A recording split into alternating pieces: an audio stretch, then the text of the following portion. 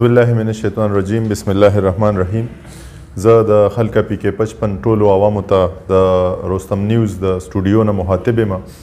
په 25 تاریخه انشاءالله د زیارت پر ورځ 1 بجه به انشاءالله سینیټر مشتاق احمد خان رستم ته راځي او د جماعت اسلامي زیر اهتمام یو غټې جلسې اهتمام پر رستم کې شوی دی.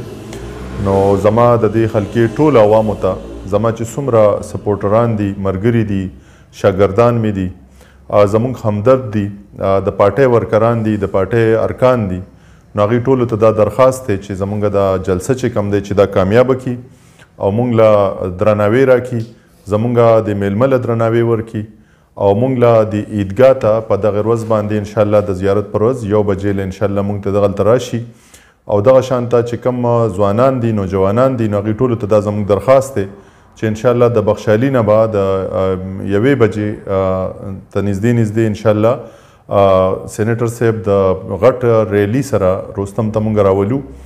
نو دا څومره ملګري چې کم دي چې هغوی سره د خپلو موټر سایکلو د خپلو ګاډو 1 بجې له بخشالي ته مرکز اسلامي ته ځان رورسوي. دغه ځای نه به د ریلي سره رستم ته راځي. باقي چې زموږ څومره مشران دي، ملګري دي، نو هغوی به عیدګاه ته راځي 1 بجې له او انشاءالله دلته کې به مونږ سره انتظار کوي د ډاکټر صاحب او مونږ له به درناوی راکوي او مونږ له به عزت راکوي. نو زه یو جهان مننه کوم او امید لرم انشاءالله چې تاسو به مونږ ته په درنه سترګه ګورئ او مونږ له به زموږ دا جلسه به کامیابه وي. مهرباني.